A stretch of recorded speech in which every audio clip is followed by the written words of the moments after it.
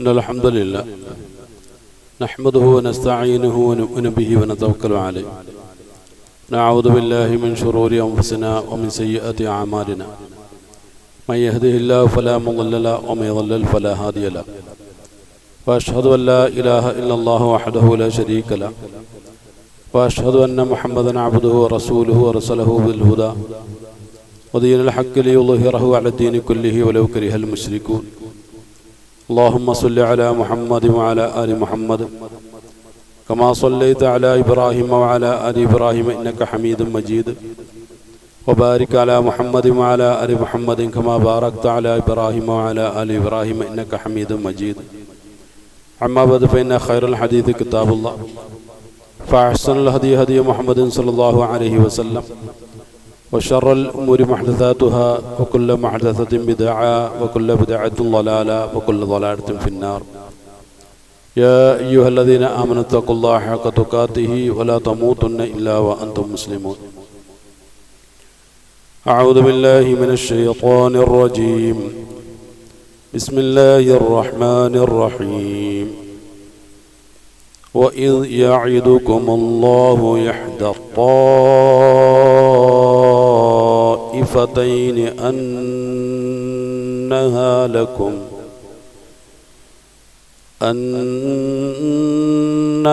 لكم وتودون أن غير ذات الشوكة تكون لكم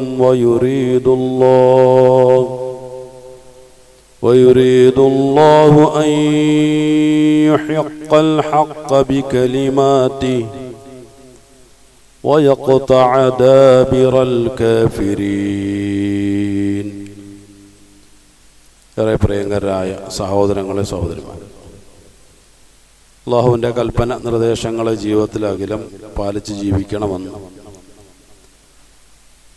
തഖ്വയിൽ കൊണ്ട് ജീവിതത്തെ ചിട്ടപ്പെടുത്തണമെന്ന് എന്നോടെന്നതുപോലെ നിങ്ങളോടും ആദ്യമായി വസിയത്ത് ചെയ്യാൻ ഓർത്തുകയാണ്. അല്ലാഹുവിൻ്റെ കൽപ്പനകളെ സഗൗരവം കണക്കിലെടുക്കുവാനും അവസാന നിമിഷം വരെ അള്ളാഹുവിൻ്റെ റിളയിൽ കഴിഞ്ഞുകൂടുവാനും അള്ളാഹുവിൻ്റെ റിളയിലേക്ക് കലിമത്ത് ഷഹാദ ഉച്ചരിച്ചുകൊണ്ട് മരണവേളയിൽ സന്തോഷത്തോടുകൂടി യാത്ര ചെയ്യാനുള്ള വലിയ സൗഭാഗ്യം നൽകി അള്ളാഹു നമ്മെ ഏവരെയും അനുഗ്രഹിക്കുമാറാകട്ടെ. എട്ടാമത്തെ സൂറത്തായ സൂറത്തുൽ അൻഫാലിലെ 7-ാമത്തെ ആയത്തിലൂടെ അള്ളാഹു ഒരു വൃത്താന്തം നമ്മെ അറിയിക്കുകയാണ്.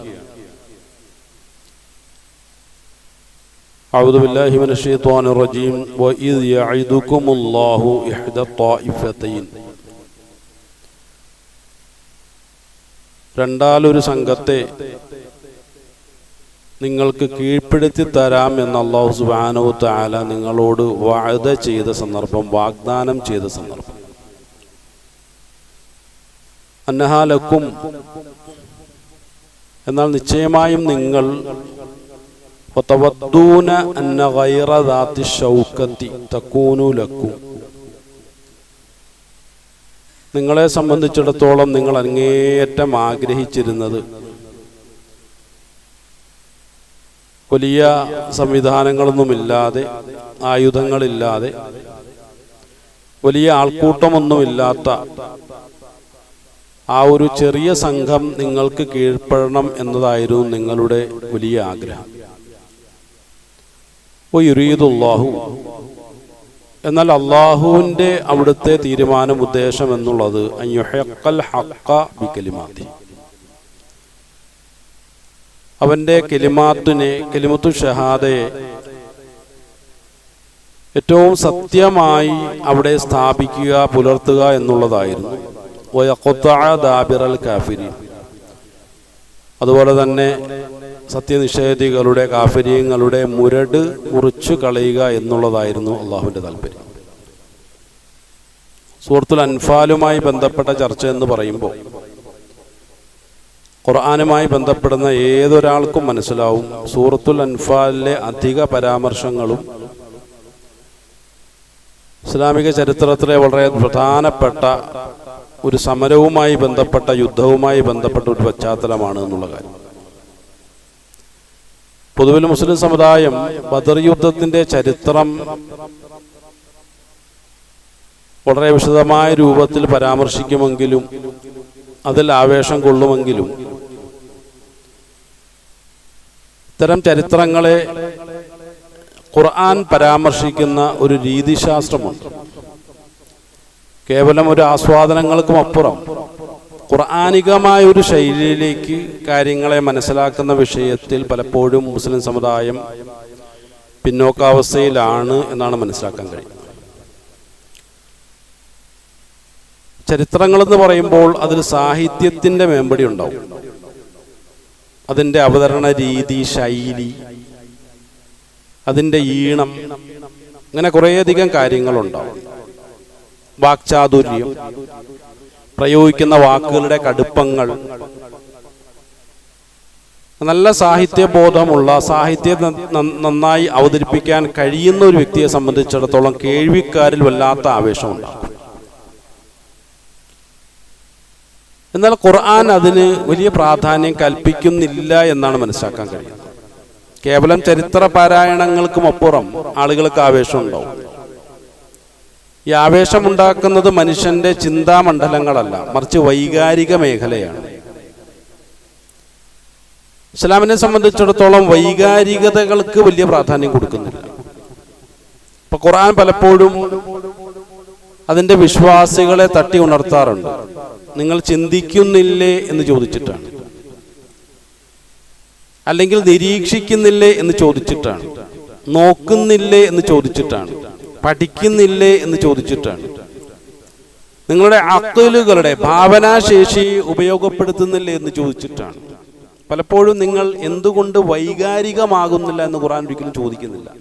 കാരണം വൈകാരികതകൾക്ക് ഒരിക്കലും പ്രായോഗിക ജീവിതത്തിൽ യാതൊരു സ്ഥാനവുമില്ല എന്നും പ്രായോഗികമായ ഒരു ജീവിതത്തെ പലപ്പോഴും മരവിപ്പിക്കുന്ന, നശിപ്പിച്ചു കളയുന്ന ഒന്നായിട്ടാണ് വൈകാരികതയെ പലപ്പോഴും നമുക്ക് മനസ്സിലാക്കാൻ കഴിയുന്നത്. വൈകാരികതകളിൽ ഒരുപാട് അപകടങ്ങളുണ്ട്. വൈകാരികതയുടെ വലിയൊരു പ്രത്യേകത അതിൽ ലെവലേശം പക്വതയില്ല എന്നുള്ളതാണ്. എന്നാൽ ചിന്തകളിൽ, പഠനങ്ങളിൽ, ആലോചനകളിൽ മറ്റുള്ള മനുഷ്യർക്ക് പ്രയോജനകരമായിട്ടുള്ള നിർമ്മാണാത്മകമായ വഴികളിലൂടെ അവനെ നയിക്കുന്ന എല്ലാ കാര്യങ്ങളിലും പക്വതയുണ്ടാവും.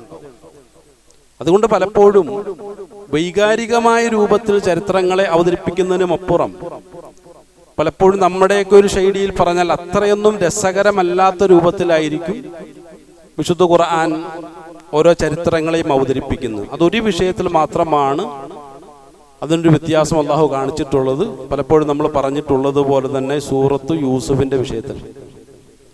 പക്ഷെ സൂറത്ത് യൂസുഫ് പോലും ആ ചരിത്രം അങ്ങനെ പറഞ്ഞു പോകുന്നതിന് മുമ്പ് ഇടയ്ക്കിടയ്ക്ക് കമന്ററികൾ പറയുന്ന ഒരു ശൈലിയുണ്ട്. അത് പലപ്പോഴും ഒരു വായനക്കാരനെ സംബന്ധിച്ചിടത്തോളം ഒരു അല്പസ്വല്പമൊക്കെ വിരസത ഉണ്ടാക്കാറുണ്ട്. അതിൻ്റെ ഒരു ശൈലി ഒന്ന് നമ്മൾ മനസ്സിലാക്കേണ്ടതിന് വേണ്ടി മാത്രം പറഞ്ഞു പോയി എന്ന് മാത്രം. അതുകൊണ്ട് ബദർ യുദ്ധം എന്ന് പറയുമ്പോൾ അതിനെ നമ്മൾ പഠിക്കേണ്ടത് സൂറത്തുൽ അൻഫാലിനെ മുൻനിർത്തിയിട്ടായിരിക്കണം. ശരിയായ ഒരു ഖുർആൻ പഠിതാവിനെ സംബന്ധിച്ചിടത്തോളം ഏറ്റവും ശരിയായ രൂപത്തിൽ ബദർ യുദ്ധത്തിൽ നിന്നും പാഠങ്ങൾ ഉൾക്കൊണ്ട് അവകളെ ജീവിതത്തിൽ പകർത്തണം, പാലിക്കണം, പ്രായോഗികവൽക്കരിക്കണം എന്നാഗ്രഹിക്കുന്ന ഒരു വ്യക്തിയെ സംബന്ധിച്ചിടത്തോളം ബദർ യുദ്ധം നിങ്ങൾക്ക് പ്രയോജനകരമായ രൂപത്തിൽ പഠിക്കണം എന്നുണ്ടെങ്കിൽ അത് സൂറത്തുൽ അൻഫാലിനെ മുൻനിർത്തിക്കൊണ്ടുള്ള പഠനമായിരിക്കണം. ആ സൂറത്തിന്റെ 7-ാമത്തെ ആയത്തിലൂടെയാണ് അല്ലാഹു സുബ്ഹാനഹു തആല ഇവിടെ ഇങ്ങനെ ഒരു പരാമർശം നടത്തിയത്. രണ്ടാലൊരു സംഘത്തെ നിങ്ങൾക്ക് അധീനപ്പെടുത്തി തരണം എന്നാണ് നിങ്ങൾ ആഗ്രഹിച്ചത്. അല്ല, അല്ലാഹു സുബ്ഹാനഹു തആലയുടെ വഅദ എന്താണ്? നിങ്ങൾക്ക് കീഴ്പ്പെടുത്തി തരാമെന്നുള്ളതായിരുന്നു. എന്തുകൊണ്ടാണ് അല്ലാഹു സുബ്ഹാനഹു തആല രണ്ടാലൊരു വിഭാഗം എന്ന് പറയാനുള്ള കാരണമെന്ന് ചോദിച്ചാൽ അതിൽ ചില കാഴ്ചപ്പാടുകളെ നമുക്ക് മനസ്സിലാക്കാൻ കഴിയും. അതിലാദ്യമായി ഭൗതികമായ ജീവിത കാഴ്ചപ്പാടുകളെ കുറിച്ച് നമ്മളൊന്ന് മനസ്സിലാക്കുന്നത് നല്ലതാണ്. എന്താണ് ഭൗതികതയുടെ ഒരു പ്രത്യേകത എന്ന് പറഞ്ഞാൽ? ഭൗതികതയ്ക്ക് വലിയൊരു പ്രത്യേകതയുണ്ട്. പലപ്പോഴും നമ്മൾ ചിന്തിച്ചിട്ടുണ്ടെങ്കിലും ചിന്തിച്ചിട്ടില്ലെങ്കിലും, വിലയിരുത്തിയിട്ടുണ്ടെങ്കിലും വിലയിരുത്തിയിട്ടില്ലെങ്കിലും, പഠിച്ചിട്ടുണ്ടെങ്കിലും പഠിച്ചിട്ടില്ലെങ്കിലും അതിനൊരു പ്രത്യേകതയുണ്ട്. പലപ്പോഴും നമ്മളുടെ ഭൗതികമായ കാര്യങ്ങളെ ഒക്കെ നടത്തി തരുന്നത് ഈ ഭൗതികമായ ചുറ്റുപാടുകളാണ് എന്ന് തെറ്റിദ്ധരിപ്പിക്കും വിധം നന്നായി ശ്രദ്ധിക്കേണ്ട ഒരു വിഷയമാണ്. പലപ്പോഴും നമ്മൾ അബദ്ധത്തിൽ ചാടുന്നത് ഭൗതികതയുടെ ഈ ഒരു അവസ്ഥയെ മനസ്സിലാക്കാത്തത് കൊണ്ടാണ്. എന്താണ് നമ്മുടെ ഭൗതികമായ മുഴുവൻ കാര്യങ്ങളും, നമ്മളുടെ ജീവിതത്തിൽ ഉണ്ടാകുന്ന എല്ലാ കാര്യങ്ങളെയും നടത്തി തരുന്നത് ഭൗതികതയാണ് എന്ന് പലപ്പോഴും ഭൗതികത നമ്മുടെ മുന്നിൽ അവതരിപ്പിക്കാറുണ്ട്. ആ ഒരു ധാരണയിലേക്ക് നമ്മളെ കൂട്ടിക്കൊണ്ടുപോകുന്ന വിഷയത്തിലാണ് ഭൗതികതയ്ക്കെന്നും താല്പര്യം. ഇപ്പൊ സമ്പത്ത് എന്നുള്ളതൊരു ഭൗതിക വസ്തുവാണ്. അപ്പൊ നമ്മുടെ കാര്യങ്ങളൊക്കെ നടത്തുന്നത് ആരാണെന്ന് ചോദിച്ചാൽ സ്വാഭാവികമായും ചിന്തിക്കാത്ത ഒരു മനുഷ്യൻ പറയുക അത് സമ്പത്താണെന്ന് പറയും. സമ്പത്തില്ലെങ്കിൽ കാര്യങ്ങളൊന്നും നടക്കില്ല എന്ന് പറയും. അതുപോലെ തന്നെ വിഭവങ്ങൾ, ഭൗതികമായ വിഭവങ്ങളാണ് എനിക്ക് അംഗീകാരങ്ങൾ നേടിത്തരുന്നത്, എൻ്റെ സ്ഥാനമാനങ്ങളെ നിലനിർത്തുന്നതും അതിനെ ഉയർത്തുന്നതും. അതുപോലുള്ളതെല്ലാം ഭൗതികമായ വിഭവങ്ങളാണ്. അതുപോലെ തന്നെ സ്ഥാനമാനങ്ങളും മറ്റുള്ള കാര്യങ്ങളൊക്കെ ഒരുപാട് അനുകൂലമായ സാഹചര്യങ്ങൾ ഭൗതികതയിൽ എനിക്ക് നേടിത്തരുന്നു, ഉണ്ടാക്കിത്തരുന്നു. ഇങ്ങനെ പലപ്പോഴും ഭൗതികത അതിൻ്റെതായ ഒരു പ്രകടഭാവം എന്ന് പറയുന്നത് നമ്മുടെ എല്ലാ കാര്യങ്ങളും നടത്തി തരുന്നത് തങ്ങളാണ് എന്ന് പറഞ്ഞുകൊണ്ട് ഭൗതികത നമ്മളിലേക്ക് കടന്നു വരികയാണ്. ഇവിടെയാണ് വലിയ ഒരു നിരീക്ഷണത്തിനും പഠനത്തിനും പരീക്ഷണത്തിനും മനുഷ്യൻ വിധേയനാകേണ്ടത്. ഭൗതികതയാണോ അല്ലയോ? അല്ലാഹു സുബ്ഹാനഹു തആല 114 സൂറത്തുകളിലൂടെയും നമ്മളോട് സംവദിച്ചു കൊണ്ടിരിക്കുന്ന ഈ ഒരൊറ്റ വിഷയത്തിലാണ്. നിങ്ങളുടെ കാര്യങ്ങളൊക്കെ നടത്തി തരുന്നത് ഭൗതികതയാണെന്നാണോ നിങ്ങളുടെ വിശ്വാസം, അതോ ഞാനാണോ? ഭൗതികത ഒരു ഭാഗത്തും അള്ളാഹു മറുഭാഗത്തും നിൽക്കുകയാണ്. അപ്പൊ ഇതേ രൂപത്തിൽ ആദരവായ റസൂലുള്ളാഹി സ്വല്ലല്ലാഹു അലൈഹി വസല്ലമയുടെയും സഹാബത്തിന്റെ ജീവിതത്തിലും അള്ളാഹു സുബ്ഹാനഹു തആല ചോദ്യങ്ങൾ ഉന്നയിക്കുന്നുണ്ട്. ഏതെങ്കിലും ഒരു വിഭാഗമാക്കി മാറ്റണം. രണ്ടുമല്ലാത്ത ഒരവസ്ഥ എന്ന് പറഞ്ഞാൽ ശുദ്ധ ഖുർആനിലൂടെ അല്ലാഹു സുബ്ഹാനഹു തആല ആ ഒരു വിഭാഗത്തെ പരിചയപ്പെടുത്തിയത് മുനാഫിഖീങ്ങൾ എന്നാണ്. അതിലെന്തായാലും പെടാൻ പാടില്ല. അപ്പൊ ഭൗതികതയല്ല, അല്ലാഹു സുബ്ഹാനഹു തആല മാത്രമാണ് എൻ്റെ ജീവിതത്തിന്റെ സകലമോന കാര്യങ്ങളുടെയും പിന്നിലുള്ളത് എന്നുള്ള ശരിയായ ഒരു സംഗതിയെ, യാഥാർത്ഥ്യത്തെ ഉൾക്കൊള്ളുന്നവരെയാണ് മുഅ്മിനീങ്ങൾ എന്ന് വിശുദ്ധ ഖുർആൻ പരാമർശിച്ചിട്ടുണ്ട്. ഒരു മുനാഫിക്കിനെ സംബന്ധിച്ചിടത്തോളം അവൻ അള്ളാഹുവിനെ അംഗീകരിക്കുമെങ്കിലും അവന്റെ എല്ലാ കാര്യങ്ങളും നടത്തി തരുന്നത് ഭൗതികതയാണ് എന്ന് വിശ്വസിക്കുന്ന ഒരു വ്യക്തിയാണ്. ഇതിനിടയിൽ നിന്നും സഹാബത്തിനെയും റസൂലുള്ളാഹി സ്വല്ലല്ലാഹു അലൈഹി വസല്ലമയെയും കരകയറ്റുന്നതിന് വേണ്ടി അവരുടെ ജീവിതത്തിൽ അല്ലാഹു സുബ്ഹാനഹു വ തആല കൊടുത്ത വലിയൊരു അനുഭവമാണിത്. കാരണം റസൂലുള്ളാഹി സ്വല്ലല്ലാഹു അലൈഹി വസല്ലമയുടെയും സഹാബത്തിന്റെ ജീവിതം പരിശോധിച്ച് നോക്കിയാൽ വലിയ അഗ്നി പരീക്ഷണങ്ങളിലൂടെ മുന്നോട്ട് പോകുന്ന ഒരു ചരിത്ര പശ്ചാത്തലത്തെയാണ് അവരുടെ ജീവിതത്തിലൂടെ നമുക്ക് ദർശിക്കാൻ കഴിയുന്നത്. അപ്പൊ ആ നിലയ്ക്ക് എന്ത് ചെയ്തു? അള്ളാഹു വലിയൊരു പരീക്ഷണം അവരുടെ മുന്നിലേക്ക് വെക്കുകയാണ്. പലപ്പോഴും ഈ ഭൗതികത നമ്മുടെ മുന്നിൽ തീർക്കുന്ന ഈ ഒരു വഞ്ചനാത്മകമായ ഭാവം, അതിനെക്കുറിച്ച് അല്ലാഹു സുബ്ഹാനഹു വ തആല 57-ാമത്തെ സൂറത്തായ സൂറത്തുൽ ഹദീദിന്റെ 20-ാമത്തെ ആയത്തിലൂടെ വ്യക്തമാക്കുന്നുണ്ട്. ആയത്തിന്റെ അവസാനത്തിലാണ്. ഇതാണ് ഹയാത്തുദ് ദുനിയ ഇല്ലാ മതാഉൽ ഗുറൂർ. ഈ ദുനിയാവിന്റെ വിഭവങ്ങൾ നിങ്ങളെ വഞ്ചിച്ചുകൊണ്ടേയിരിക്കുകയാണ്. കാരണം നിരന്തരം നമുക്ക് തോന്നുകയാണ് ദുനിയാവാണ്, ഭൗതികതയാണ് എൻ്റെ കാര്യങ്ങളൊക്കെ നടത്തുന്നത് എന്നുള്ളത്. ആ ഒരു തോന്നൽ ഭൗതികത നിങ്ങളിൽ ഉണ്ടാക്കുന്ന ഒരു വഞ്ചനയാണ് എന്ന് അടിവരയിട്ടുകൊണ്ട് അല്ലാഹു സുബ്ഹാനഹു തആല സൂറത്തുൽ ഹദീദിലെ 20-ാമത്തെ ആയത്തിലൂടെ വ്യക്തമാക്കണം. അതുകൊണ്ട് തന്നെ ഭൗതികത എന്നും ഒരു അക്ബറായി നമ്മുടെ മുന്നിലേക്ക് ചമയുന്ന വിഷയത്തിൽ വലിയ ആവേശം കാട്ടാറുണ്ട്. ഞാനാണ് അക്ബർ. സമ്പത്ത് വന്നിട്ട് നമ്മളോട് പറയും ഞാനാണ് അക്ബർ. അതുപോലെ തന്നെ വ്യക്തികൾ വന്നിട്ട് നമ്മളോട് വന്നിട്ട് പറയും ഞാനാണ് അക്ബർ, നിങ്ങളുടെ കാര്യങ്ങളൊക്കെ നടത്തി തരുന്ന ഞാനാണ്. ഇങ്ങനെ ഭൗതികതയിലുള്ള ഓരോരോ വസ്തുക്കളും, അധികാരം വന്നിട്ട് നമ്മളോട് പറയും ഞാൻ നിന്നോടൊപ്പം ഉള്ളത് കൊണ്ടാണ് നിന്റെ കാര്യങ്ങളൊക്കെ നടന്നു പോകുന്നത്, അതുകൊണ്ട് എന്നെ എങ്ങനെയും നീ ചേർത്ത് നിർത്തണം. അപ്പൊ ഇങ്ങനെ ഭൗതികതയിലുള്ള ഓരോ വസ്തുക്കളും വന്നിട്ട് നമ്മളോട് പറയുന്നത് എന്താണ്? ഞാനാണ് അക്ബർ, അന അക്ബർ, അന അക്ബർ. ഇതാണ് പറഞ്ഞുകൊണ്ടിരിക്കുന്നത്. ഇങ്ങനെ ശക്തിയുക്തം ലോകത്തിന് മുന്നിൽ ജനങ്ങളെ സാക്ഷി നിർത്തിക്കൊണ്ട് പ്രഖ്യാപിച്ച ചില വ്യക്തികളെ, ചില അധികാരികളെ അല്ലാഹു സുബ്ഹാനഹു വ തആല പരിചയപ്പെടുത്തിയിട്ടുണ്ട്. അവരെ ഫിർഔൻ എന്നും അതുപോലെ തന്നെ നമ്രൂദ് എന്നുമൊക്കെ നമുക്ക് പരിചയപ്പെടാൻ കഴിയുന്ന വ്യക്തിത്വങ്ങളാണ്. അങ്ങനെയുള്ള ചില മനുഷ്യരും വന്നിട്ട് ഞാനാണ് അക്ബർ എന്നുള്ള രൂപത്തിൽ നമ്മുടെ മുന്നിലേക്ക് രംഗപ്രവേശനം ചെയ്യാറുണ്ട്. അവിടെയൊക്കെ നമ്മളുടെ മുസ്ലിം എന്നുള്ള നിലയ്ക്ക്, മുഅ്മിൻ എന്നുള്ള നിലയ്ക്ക് നമ്മളുടെ ബാധ്യത എന്നുള്ളത്, നിങ്ങൾ ആരും അക്ബർ അല്ല, അക്ബർ ആയിട്ടുള്ളത് അല്ലാഹ് മാത്രമാണ്. അല്ലാഹു അക്ബർ എന്നുള്ളതാണ് അതിന്റെ താല്പര്യം. ഇപ്പൊ വിശുദ്ധ റമദാനിന്റെ താല്പര്യങ്ങളെ കുറിച്ച് നമ്മൾ പഠിച്ചു വരുമ്പോൾ, റമദാനിനെ കുറിച്ച് അല്ലാഹു സുബ്ഹാനഹു വ തആല പരിചയപ്പെടുത്തിയപ്പോൾ ആയത്തിന്റെ അവസാനത്തിൽ പറഞ്ഞൊരു കാര്യമുണ്ട്. അഊദു ബില്ലാഹി മിനശ് ശൈത്വാനിർ റജീം വലി തുക്മിലുൽ ഇദ്ദത, നോമ്പിനെ കുറിച്ചൊക്കെ പറഞ്ഞു, വിശുദ്ധ ഖുർആന്റെ അവതരണ പശ്ചാത്തലത്തെ കുറിച്ച് പറഞ്ഞു, അതിന്റെ ആവശ്യകതയെ കുറിച്ചൊക്കെ പറഞ്ഞതിന് ശേഷം അവസാനം അല്ലാഹു നമ്മളോട് ആവശ്യപ്പെടുകയാണ് വലി തുക്മിലുൽ ഇദ്ദത. അതുകൊണ്ട് എണ്ണപ്പെട്ട, നിശ്ചയിക്കപ്പെട്ട ഈ ദിവസങ്ങളിലൊക്കെ നിങ്ങൾ നോമ്പ് നോൽക്കണം. എന്തിനു വേണ്ടിയിട്ടാണ്? വലി, ഒരു കാര്യത്തിന് വേണ്ടിയിട്ടാണ്. വലി തുക്ബിറുല്ലാഹ്, വലി തുകബ്ബിറുല്ലാഹ, അള്ളാഹുവിനെ നിങ്ങൾ അക്ബർ ആക്കാൻ വേണ്ടിയിട്ടാണ്. ഇപ്പൊ കഴിഞ്ഞ ആഴ്ചകളിലൊക്കെ നമ്മൾ ചർച്ച ചെയ്തു പോയ വിഷയം അതൊക്കെ തന്നെയാണ്. അള്ളാഹുവിനെ അക്ബർ ആക്കുക എന്നുള്ളതാണ്. അള്ളാഹുവാണ് ഏറ്റവും വലുത് എൻ്റെ ജീവിതത്തിൽ. എൻ്റെ താല്പര്യങ്ങൾക്കും മറ്റുള്ളതിനും ഒക്കെ അപ്പുറമായി അള്ളാഹുവാണ് ഏറ്റവും അക്ബറായിട്ടുള്ളത് എന്ന് ഞാൻ എന്നെ തന്നെ ബോധ്യപ്പെടുത്തുന്ന ഒരു മാസമായിട്ടാണ് അള്ളാഹു വിശുദ്ധമായ റമദാനിനെ പരിചയപ്പെടുത്തുന്നത്. അപ്പൊ ഇതാണ് അതിന്റെ ഒരു ചരിത്ര പശ്ചാത്തലം, അല്ലെങ്കിൽ അതിന്റെ ഒരു താല്പര്യം എന്നുള്ളത്. അപ്പൊ രണ്ടിലൊരു വിഭാഗത്തെ നിങ്ങൾക്ക് കീഴ്പ്പെടുത്തി തരണമെന്ന് അള്ളാഹു നിങ്ങൾ ആഗ്രഹിച്ചു. എന്നാൽ അതിൽ നിങ്ങളുടെ ഒരു ആഗ്രഹം എന്തായിരുന്നു? അതാണോ ശരിക്കും നടന്നത് എന്നുള്ളതാണ് ചരിത്രത്തിലൂടെ നമ്മൾ പഠിക്കേണ്ടത്.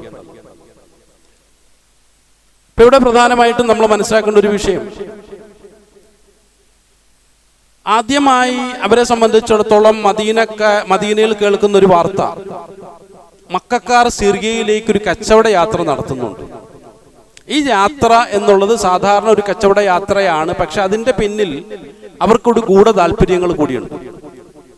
കാരണം ഈ യാത്രയിൽ സാധാരണ കച്ചവടക്കാർ പോകുന്നത് പോലെ, മക്കക്കാർ പോകുന്നത് പോലെയുള്ള ഒരു കച്ചവട യാത്ര അല്ല അവർ നടത്തുന്നത്. മറിച്ച് ഒരുപാട് കച്ചവട ചരക്കുകൾ അവരോടൊപ്പം അവർ ഒരുമിച്ച് കൂട്ടിയിട്ടുണ്ട്. ഇത്രമാത്രം കച്ചവട ചരക്കുകൾ മുശ്രിക്കീങ്ങൾ എവിടെ നിന്നാണ് എന്ന് ചരിത്രപരമായി അന്വേഷിച്ചാൽ,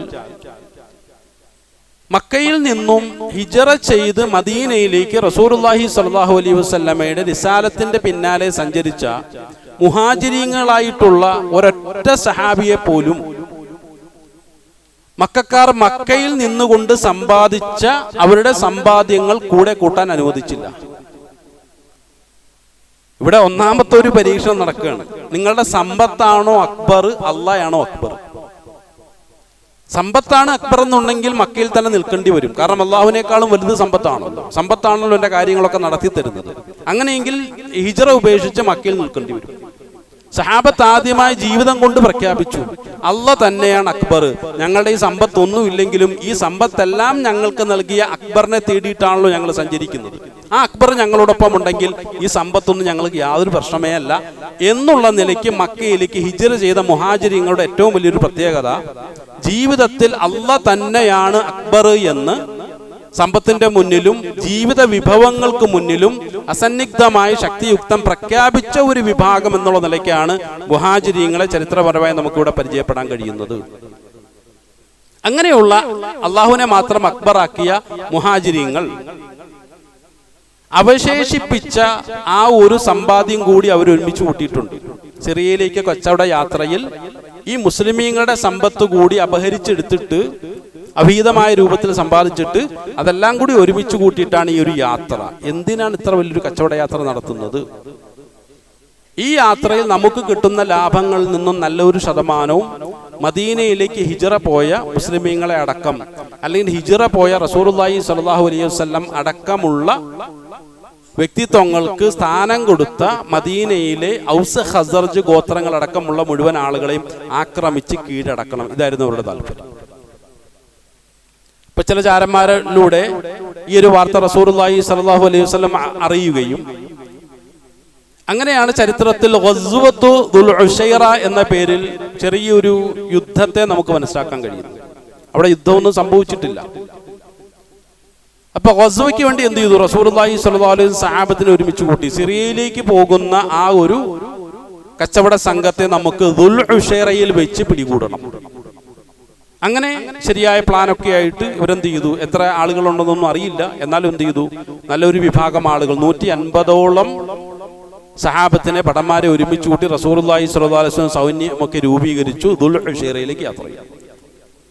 ദുൽ ഉശൈറയിൽ ചെന്നപ്പോഴാണ് അബൂ സുഫിയാൻ ആരാണ് എന്ന് ഇവർക്ക് ഒന്നുകൂടി മനസ്സിലായത്. കാരണം തന്ത്രജ്ഞതയിലും കച്ചവട യാത്രകളിലുമൊക്കെ അങ്ങേയറ്റത്തെ കഴിവും പ്രാപ്തിയും തെളിയിക്കുന്ന ഒരു വ്യക്തിയാണ് അവരുടെ യാത്രാ സംഘത്തിന്റെ നേതാവായ അബൂ സുഫിയാൻ. അദ്ദേഹം എന്ത് ചെയ്തു, ചിലപ്പോ മദീനക്കാരുടെ ഒരു ഇടപെടൽ ദുൽ ഉശൈറയിൽ നടക്കാനുള്ള ഒരു സാധ്യതയുണ്ട്. അതുകൊണ്ട് എന്ത് ചെയ്യാം, സാധാരണ കച്ചവടക്കാരൊക്കെ സിറിയയിലേക്ക് പോകുന്നത് ദുൽ ഉശൈറ വഴിയാണ്, നമുക്കൊരു കാര്യം ചെയ്യാം, തൽക്കാലം റൂട്ടൊന്ന് മാറ്റിപ്പിടിക്കാം. എത്രമാത്രം തന്ത്രപരമായ നീക്കമായിരുന്നു.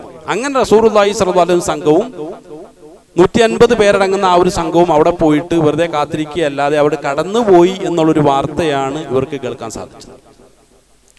അപ്പൊ അവരെന്ത് ചെയ്തു, ഇത് അള്ളാഹുവിന്റെ തീരുമാനമായിട്ടില്ല എന്ന് വിചാരിച്ചിട്ട് അവർ പിന്നോക്കം മാറി. കാരണം ഇത് ജമാഅത്തുൽ ഊലയിലാണ് ഈ ഒരു സംഭവം നടക്കുന്നത്.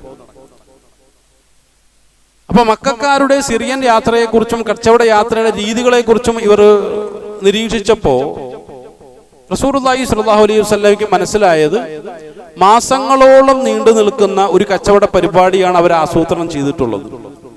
ആ കച്ചവടം തിരിച്ച് വീണ്ടും മടങ്ങി വരാൻ ഏതാണ്ട് 2-3 മാസങ്ങളെടുക്കും. ചുരുക്കത്തിൽ റമദാൻ മാസത്തിലാണ് അവർ തിരിച്ചു വരുന്നത് എന്നുള്ള ഒരു കൃത്യമായ ഒരു ധാരണയിലേക്ക് റസൂലുള്ളാഹി സ്വല്ലല്ലാഹു അലൈഹി വസല്ലം എത്തുകയും അങ്ങനെ തൽക്കാലം നമുക്ക് തിരിച്ചു പോകാം, റമദാൻ മാസത്തിൽ ഇൻഷാ അല്ലാഹ് നമുക്ക് വീണ്ടും വരാം എന്ന ആ ഒരു ധാരണയോടുകൂടി റസൂലുള്ളാഹി സ്വല്ലല്ലാഹു അലൈഹി വസല്ലം 150 സംഘമടങ്ങുന്ന ഭടന്മാരടങ്ങുന്ന സഹാബത്തുകൾ എന്ത് ചെയ്തു, തിരിച്ചു മദീനയിലേക്ക് മടങ്ങുകയാണ്. ഇപ്പൊ എന്തായാലും 2-3 മാസങ്ങൾക്ക് ശേഷം വീണ്ടും സിറിയയിൽ നിന്നും അവർ തിരിച്ചു മടങ്ങുന്നു എന്നുള്ളൊരു വാർത്ത ചാരമാർ മുഖേന ലഭിക്കുകയും അങ്ങനെ ഇൻഷാ അല്ലാഹ് ബദറിൽ വെച്ച് ആ ഒരു സംഘത്തെ നമുക്ക് തടയാം എന്നുള്ള ധാരണയോടുകൂടി റസൂലുള്ളാഹി സ്വല്ലല്ലാഹു അലൈഹി വസല്ലം ഒരു സൈന്യത്തെ രൂപീകരിക്കുകയാണ്. കുറച്ചുകൂടി സുസജ്ജമായ രൂപത്തിലാണ് തയ്യാറെടുപ്പുകൾ റസൂലുള്ളാഹി സ്വല്ലല്ലാഹു അലൈഹി വസല്ലമയുടെ നേതൃത്വത്തിൽ നടന്നുകൊണ്ടിരിക്കുന്നത്. കാരണം എന്താണെന്ന് അറിയുമോ, അപ്പോഴാണ് കച്ചവട സംഘത്തെക്കുറിച്ചുള്ള കൃത്യമായൊരു ധാരണ അവർക്ക് ലഭ്യമായത്. അതായത് ധാരാളം ഒട്ടകങ്ങൾ, ഇവർക്ക് കണക്കാക്കാൻ പോലും കഴിയാത്തത്ര ഒട്ടകങ്ങളെയും വാങ്ങിച്ചുകൊണ്ട്, കാരണം മക്കക്കാരായ തങ്ങളുടെ സമ്പത്തിനെ ഉപയോഗപ്പെടുത്തിക്കൊണ്ട് അതും കൂടി കച്ചവടത്തിൽ ഇറക്കിയിട്ടാണ് ഇത്രമാത്രം ഒട്ടകങ്ങളെ ഇവർ വാങ്ങിച്ചു കൂട്ടിയിട്ടുള്ളത്. അതുപോലെ തന്നെ 50,000-ഓളം സ്വർണ്ണ നാണയങ്ങൾ. അപ്പൊ അന്നത്തെ മൂല്യം അനുസരിച്ച് കോടിക്കണക്കിനുണ്ടാവും, കോടിക്കണക്കിന് സമ്പത്തുണ്ടാവും. അത്രമാത്രം സമ്പത്തുമായി അതുപോലെ തന്നെ ധാരാളം ആയുധങ്ങളും സിറിയയിൽ നിന്നും ഇവർ വാങ്ങിക്കൂട്ടിയിട്ടുണ്ട്. പറയപ്പെടുന്നു ഇന്ത്യൻ ആയുധങ്ങൾക്കായിരുന്നു അന്ന് പ്രിയമെന്നൊക്കെ പറയപ്പെടുന്നു. എന്തുതന്നെ ആയിരുന്നാലും ധാരാളം ആയുധങ്ങൾ വാങ്ങിക്കൂട്ടിയിട്ട്. അപ്പൊ ഈ ഒരു കച്ചവടത്തിന്റെ സ്വഭാവം മനസ്സിലാക്കിയാൽ തന്നെ അറിയാം, ഈ ഒരു സംഘം എങ്ങാനും മക്കയിലേക്ക് എത്തിയാൽ തിരിച്ച് അതിശക്തമായ ഒരു ആക്രമണം മദീനയിലേക്ക് ഉണ്ടാവും. അപ്പൊ അതിനെതിരിൽ ഒരു തന്ത്രപരമായ ഒരു നീക്കം എന്നുള്ള നിലയ്ക്കാണ് തങ്ങളുടെ കൂടി സമ്പത്ത് അപഹരിച്ചുകൊണ്ടുള്ള ഈ ഒരു യാത്ര നടത്തുമ്പോൾ അതിൽ നിന്നും തങ്ങളുടെ സമ്പത്ത് പിടിച്ചെടുക്കണം, തങ്ങൾക്ക് അവകാശപ്പെട്ടതാണ്. അപ്പൊ അള്ളാഹുവിന്റെ അനുമതി കൂടി കിട്ടിയപ്പോൾ എന്ത് ചെയ്തു, 2 വ്യക്തികൾക്ക് മാത്രമേ കുതിരയുള്ളൂ. അപ്പൊ എന്ത് ചെയ്തു, ആ 2 വ്യക്തികൾ മിഖ്ദാദ് ഇബ്നു റളിയല്ലാഹു അൻഹും അതുപോലെ തന്നെ റസൂലുള്ളാഹി സ്വല്ലല്ലാഹു അലൈഹി വസല്ലമയുടെ പിതൃ സഹോദരിയുടെ പുത്രനും കൂടി എന്ത് ചെയ്തു, ആ ഒരു യാത്രയിൽ കുതിരപ്പടയാളികളായി. ആകെ 2 കുതിരപ്പടയാളിയാണുള്ളത്. പിന്നെ 70ഓളം ഒട്ടകങ്ങളിലൊക്കെ ആയിട്ട് എന്ത് ചെയ്തു, ഏതാണ്ട് 313 എന്നൊക്കെയാണ് പൊതുവിൽ നമ്മൾ കണക്ക് പറയാറുള്ളത്. പക്ഷെ അതിനേക്കാൾ ഏറെ ആയിരുന്നു, ഏതാണ്ട് ഒരു 350-നുള്ളിലായിരുന്നു എന്നൊക്കെയാണ് ചരിത്രകാരന്മാരുടെ അഭിപ്രായ വ്യത്യാസങ്ങൾക്കൊടുവിൽ നമുക്ക് കണ്ടെത്താൻ കഴിയുന്ന ഒരു കണക്ക്. അങ്ങനെ എന്തായാലും ഈ ഒരു സഹാബാക്കൾ എന്ത് ചെയ്തു, 70 ഒട്ടകം എന്ന് പറയുമ്പോൾ 150 കിലോമീറ്ററിന് മുകളിലുണ്ട് മദീനയിൽ നിന്നും ബദറിലേക്ക്. ഈ ബദർ എന്ന് പറഞ്ഞു കഴിഞ്ഞാൽ ബദർ ബിൻ യഖ്ലുദ് എന്ന് പേരുള്ള ഒരു വ്യക്തി ആ ഒരു സ്ഥലത്ത് ഒരു കിണർ കുഴിക്കുകയുണ്ടായി കുറെ വർഷങ്ങൾക്ക് മുമ്പ്. അപ്പൊ ആ കിണർ അവിടെ എന്താണ് ജലസാന്നിധ്യമുണ്ട് എന്ന് മനസ്സിലാക്കിക്കൊണ്ട് പഴയ കാലത്ത് യാത്രാ സംഘത്തെ സംബന്ധിച്ചിടത്തോളം ഇത്ര കിണറുകളുടെ വെള്ളത്തിന്റെ ജലസാന്നിധ്യം വലിയ ആവേശമാണ്. അപ്പൊ അവരെന്ത് ചെയ്യും, അവിടെ ഒരു റെസ്റ്റിംഗ് പോയിന്റ് ആയിട്ട് അവർ കരുതുകയും അങ്ങനെ 1-2 ദിവസം അവർ താമസിക്കുകയും ചെയ്യും. അപ്പൊ ആ നിലയ്ക്ക് തിരിച്ച് സിറിയയിൽ നിന്നും വരുന്ന കച്ചവട സംഘം ഈ ബദർ ബിൻ യഖ്ലുദ് കുഴിച്ച ആ ഒരു കിണറിന്റെ അടുക്കൽ താമസിക്കുകയും അതിനെ ബദർ എന്നാണ് പിൽക്കാലത്ത് അറിയപ്പെട്ടത്. അങ്ങനെ അവിടെ വന്ന് താമസിക്കുകയും അവിടെ വെച്ച് നമുക്ക് അവരെ പിടികൂടാം എന്നുള്ള ധാരണയോട് കൂടിയാണ്, പ്രതീക്ഷയോട് കൂടിയാണ് റസൂലുള്ളാഹി സ്വല്ലല്ലാഹു അലൈഹി വസല്ലം ഈ സൈന്യത്തെയൊക്കെ തയ്യാറാക്കി അവർ ബദറിലേക്ക് പോകുന്നു. ഈ ബദറിലേക്ക് പോകുന്ന സമയത്ത് നമ്മൾ മനസ്സിലാക്കേണ്ട ഒരു കാര്യം, 70ഓളം ഒട്ടകത്തിൽ 300-ൽ പരം ആളുകൾ സഞ്ചരിക്കണം. ഊഴമനുസരിച്ചാണ് ഒരൊട്ടകത്തിൽ 3 ആളുകൾ എന്ന് പറഞ്ഞാൽ 2 ആൾ നടക്കും, 1 ആൾ ഒട്ടകത്തിലിരിക്കും. ആ രൂപത്തിലാണ് പോവുക. അപ്പൊ ഒരാളെ സംബന്ധിച്ചിടത്തോളം 100 കിലോമീറ്ററിനടുത്ത് നടക്കേണ്ടി വരും എന്നുള്ളതാണ്. അപ്പൊ 100 കിലോമീറ്ററിനടുത്ത് നടന്ന് ആ രൂപത്തിലുള്ള ഒരു യാത്രാ ശൈലിയാണ് അവർ സ്വീകരിച്ചിട്ടുള്ളത്. ഇപ്പൊ എത്രമാത്രം ക്ഷീണം അനുഭവിക്കാനുള്ള സാധ്യത അവർക്കുണ്ട്. അതും റമദാൻ മാസത്തിൽ നോമ്പ് പിടിച്ചിട്ടാണ് ഈ ചുട്ടുപൊള്ളുന്ന മരുഭൂമിയിലൂടെയുള്ള യാത്ര. സുബ്ഹാനല്ലാഹ്. ഇപ്പൊ ഇവരിങ്ങനെ യാത്ര ചെയ്യുന്ന സമയത്ത് വലിയ ആശങ്കകളൊന്നുമില്ല. കാരണം ഈ യാത്രാ സംഘത്തെ നയിക്കും, ഇത്രമാത്രം വെല്ലുവിളിപ്പുള്ള സമ്പത്തുമായി കടന്നു വരുന്ന ഈ യാത്രാ സംഘത്തെ നയിക്കുന്നത് കേവലം 40 പേര് മാത്രം അടങ്ങുന്ന ഒരു സംഘമാണ്. അപ്പൊ എത്ര നിഷ്പ്രയാസം വരെ നമുക്ക് പിടികൂട്ടാം. അതാണ് അല്ലാഹു സുബ്ഹാനഹു വ തആല പറഞ്ഞത്, 2 സംഘത്തെ നിങ്ങൾക്ക് കീഴ്പ്പെടുത്തി തരാം എന്ന് നാം വാഗ്ദാനം ചെയ്തുവെങ്കിലും അള്ളാഹുവിന്റെ താല്പര്യം അവന്റെ കലിമത്തു ഷഹാദയെ ശക്തിയുക്തം അവിടെ സ്ഥാപിക്കുക എന്നുള്ളതാണ്. കാഫിരീങ്ങളെ മൂടോടുകൂടി മുറിച്ചു കളയുക എന്നുള്ളതായിരുന്നു. അപ്പോൾ രണ്ടുപേരുടെയും താല്പര്യം ഒരേ രൂപത്തിലാണോ അല്ലയോ എന്നുള്ളത് ഈ ചരിത്രം പരിശോധിക്കുമ്പോൾ നമുക്ക് മനസ്സിലാക്കി തരുന്നത്, അബൂ സുഫിയാൻ എന്ത് ചെയ്തു, വീണ്ടും ഒരു തന്ത്രം ഉപയോഗിക്കണം. കാരണം തിരിച്ചു വരുന്ന വഴിയിൽ വീണ്ടും എന്ത് ചെയ്യണം, കാരണം മദീനക്കാരെ സംബന്ധിച്ചിടത്തോളം അബൂ സുഫിയാന്റെ കണക്കൂട്ടലനുസരിച്ച് ബദറിൽ ചിലപ്പോ ചെറിയൊരു തടസ്സം വരാനുള്ള സാധ്യതയുണ്ട്. കാരണം മദീനക്കാർ ചിലപ്പോൾ ബദറിലേക്ക് ഒരു ആക്രമണം നടത്താനുള്ള ഒരു സാധ്യതയുണ്ട്. കാരണം അവിടെയാണ് നമ്മുടെ റെസ്റ്റിംഗ് പോയിന്റ്. അപ്പം അബൂ സുഫിയാൻ എന്ത് ചെയ്തു, യാത്രാ സംഘത്തെ കുറച്ച് ദൂരെ മാറ്റി നിർത്തിയിട്ട് അദ്ദേഹം ഒറ്റയ്ക്ക് അവിടെ വന്നു. ഒറ്റയ്ക്ക് അവിടെ വന്നപ്പോൾ അവിടെ 1-2 കുട്ടികൾ, പെൺകുട്ടികൾ അവിടെ അതിനടുത്ത് നിൽക്കുന്നുണ്ട്. അപ്പൊ അവരോട് ചോദിച്ചു, ആരെങ്കിലും നിങ്ങൾക്ക് പരിചിതമല്ലാത്ത ആരെങ്കിലും ഇവിടെ വന്നതായിട്ട് വല്ലതും കണ്ടോ എന്ന് ചോദിക്കുന്നുണ്ട്. അപ്പൊ ആ ഒരു സംഭാഷണത്തിലാണ്, നീണ്ട ഒരു ചരിത്രമാണ്, അതിലേക്കൊന്നും പോകാനുള്ള സമയമില്ല. വളരെ അവരുടെ ആ ഒരു സൂക്ഷ്മ ദൃഷ്ടിയും അവരുടെ സൂക്ഷ്മ വീക്ഷണവും നമ്മളെ അത്ഭുതപ്പെടുത്തുന്ന നിരീക്ഷണങ്ങളാണ് പലപ്പോഴും അബൂ സുഫിയാന്റെ നിരീക്ഷണങ്ങളായിട്ട് നമുക്ക് ചരിത്രത്തിലൂടെ വായിച്ചെടുക്കാൻ കഴിയുന്നത്. അപ്പൊ എന്തായിരുന്നാലും അവിടെ ഉണ്ടായിരുന്ന ഒരു കാഷ്ടം പരിശോധിച്ചു നോക്കി അതിനുള്ളിൽ അജുവ ഈത്തപ്പഴം കണ്ടെത്തിയതോടെ അബൂ സുഫിയാന് മനസ്സിലായി, ഈ വന്ന നിരീക്ഷകർ ഉറപ്പായിട്ടും മദീനയിൽ നിന്ന് വന്നിട്ടുള്ളവരാണ്, തങ്ങൾക്ക് ഇത് ബുദ്ധിമുട്ടാക്കും. അതുകൊണ്ട് എന്ത് ചെയ്തു, പെട്ടെന്ന് തന്നെ ലംലം ബിൻ അംർ എന്ന് പറയുന്ന അതിവേഗതയിൽ സഞ്ചരിക്കുന്ന ഒരു കുതിരസവാരിക്കാരനെ മക്കയിലേക്ക് പറഞ്ഞയച്ചു. തങ്ങൾ അപകടത്തിലാണ്, തങ്ങൾ വഴിമാറി സഞ്ചരിക്കാൻ പോവാണ്, ഏത് നിമിഷവും തങ്ങൾ പിടികൂടപ്പെടാം, അതുകൊണ്ട് ഉടൻ തന്നെ വലിയൊരു സുസജ്ജമായ സൈന്യവുമായി മക്കയിൽ നിങ്ങൾ വരണം എന്നുള്ള ഒരു സന്ദേശം കൊടുത്തിട്ട് എന്ത് ചെയ്തു, ലംലം ബിൻ അംറിനെ ശരവേഗതയിൽ മക്കയിലേക്ക് പായാൻ പറഞ്ഞു. അങ്ങനെ അദ്ദേഹം എന്ത് ചെയ്തു, പെട്ടെന്ന് തന്നെ മക്കയിലേക്ക് പോകുന്നു. അബൂ സുഫിയാൻ ചെങ്കടലിന് സമാനമായ അങ്ങേയറ്റം ദുർഘടകമായിട്ടുള്ള ഒരു വഴി തിരഞ്ഞെടുത്ത് ആ വഴിയിലൂടെ കച്ചവട സംഘത്തെ മാറ്റി സഞ്ചരിപ്പിക്കുകയും ഇവിടെ മുസ്ലിം സൈന്യം പതുക്കെ വന്ന് നോക്കുമ്പോൾ ഒരിക്കലും അവരെ പിടികൂടാൻ പറ്റാത്ത ഒരവസ്ഥയിലാണ് എന്നുള്ള കാര്യം മനസ്സിലാവും. അപ്പൊ 2 സാധ്യതയും എന്ത് ചെയ്തു, അല്ലാഹു സുബ്ഹാനഹു വ തആല ഇല്ലാതാക്കി എന്നുള്ളതാണ്. ഈ സമയത്താണ് ഇവർക്ക് പരമാവധി ലക്ഷ്യം വെച്ച ആ ഒരു സംഗതി കിട്ടിയതുമില്ല. എന്നാൽ മക്കയിൽ ഈ ഒരു കച്ചവട സംഘത്തെ അതിക്രമപരമായ രൂപത്തിൽ തങ്ങൾ ആക്രമിക്കാൻ ശ്രമിച്ചു എന്നുള്ളൊരു വാർത്ത ലഭിക്കുകയും ചെയ്തിട്ടുണ്ട്. ഈ സമയത്താണ് അബൂജഹലിന്റെ നേതൃത്വത്തിൽ വലിയൊരു സൈന്യത്തെ രൂപീകരിച്ചുകൊണ്ട് ആ ഒരു കിട്ടിയ അവസരത്തെ ശരിയാം വിധം ഉപയോഗിക്കാനുള്ള ഒരു തീരുമാനം അബൂജഹലിന്റെ നേതൃത്വത്തിലുള്ള മക്കയിലുള്ള സൈന്യം തീരുമാനമെടുക്കുന്നത്. അങ്ങനെയാണ് നമ്മളൊക്കെയും മനസ്സിലാക്കിയിട്ടുള്ളതുപോലെ തന്നെ ആ ഒരു സൈന്യം ഇവിടെ മുസ്ലിമീങ്ങളെ ലക്ഷ്യം വെച്ചുകൊണ്ട് കടന്നു വരുന്നത്. എന്നാൽ അബൂജഹല് മക്കയിൽ നിന്നുകൊണ്ട് കഅബയുടെ സമീപത്ത് നിന്നുകൊണ്ട് കില്ലയിൽ പിടിച്ചുകൊണ്ട് ഒരു ദുആ ചെയ്തു, അല്ലാഹു മൻസുർ അഹ്ദൽ ജയ്ഷൈൻ വഅക്രമൽ ഫഅതൈൻ വഅഫ്ളൽ ഖബീലതൈൻ. ആ ഒരു ദുആ നമ്മൾ പരിശോധിച്ച് നോക്കിക്കഴിഞ്ഞാൽ, അല്ലാഹുവേ, ഈ 2 സൈന്യങ്ങളിലും 2 സൈന്യങ്ങൾ ഏറ്റുമുട്ടാൻ പോവാണ്, ഞങ്ങൾ യുദ്ധത്തിന് ഇറങ്ങി പുറപ്പെടാൻ പോവാണ്. അപ്പൊ 2 സൈന്യത്തിലും ഏറ്റവും ഹിദായത്തിന്റെ വഴിയിലുള്ള സൈന്യത്തെ നീ സഹായിക്കണമേ എന്ന് ദുആ ചെയ്യും. അതുപോലെ തന്നെ ഇതിലേറ്റവും ആദരണീയമായ വിഭാഗത്തെ നീ സഹായിക്കണമേ, അതിലേറ്റവും ശ്രേഷ്ഠമായ സഹായത്തെ നീ സഹായിക്കണമേ എന്ന് പറഞ്ഞുകൊണ്ട് അബൂജഹൽ ദുആ ചെയ്യുമ്പോൾ അബൂജഹലിന്റെ ധാരണ എന്താണ്? ഈ പറഞ്ഞതൊക്കെ തങ്ങളാണ് എന്നുള്ളൊരു തെറ്റായ ധാരണയോട് കൂടിയാണ് അബൂജഹൽ മക്കയിൽ നിന്ന് കഅബയുടെ കില്ലയും പിടിച്ചുകൊണ്ട് ദുആ ചെയ്യുന്നത്. പക്ഷെ അദ്ദേഹത്തിന്റെ ദുആ ശരിക്കും പ്രയോജനപ്പെടുന്നത് മുസ്ലിമീങ്ങൾക്ക് തന്നെയാണ്. ഈ പലപ്പോഴും നമുക്കിടയിൽ സംഭവിക്കുന്ന വലിയൊരു അബദ്ധമാണ്. എന്തെങ്കിലുമൊക്കെ തെറ്റിന്റെയും അതുപോലെ തന്നെ എന്താണ് തെറ്റായിട്ടുള്ള പ്രവണതകൾ നമ്മുടെ ഭാഗത്തുണ്ടായിട്ട് നമ്മൾ ദുആ ചെയ്യുമ്പോൾ, ഉദാഹരണം പറഞ്ഞാൽ ഇപ്പോ കാഫിരീങ്ങളെ നശിപ്പിക്കണമേ പടച്ചവനെ, മുനാഫിക്കുകളെ ഇല്ലാതാക്കണേ. ചിലപ്പോൾ ലോകത്തിന്റെ ഇന്നത്തെ പ്രക്ഷുബ്ധമായ സാഹചര്യത്തെയൊക്കെ മുൻനിർത്തിയിട്ടായിരിക്കും ചിലപ്പോൾ നമ്മൾ ദുആ ചെയ്യുന്നത്.